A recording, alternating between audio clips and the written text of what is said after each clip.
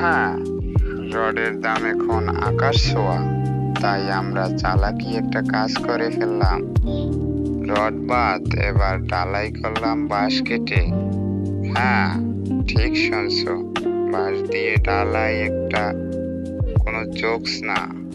আসলে আমরা দেখিয়ে দিলাম, মগজ থাকলেই বাঁশই যথেষ্ট।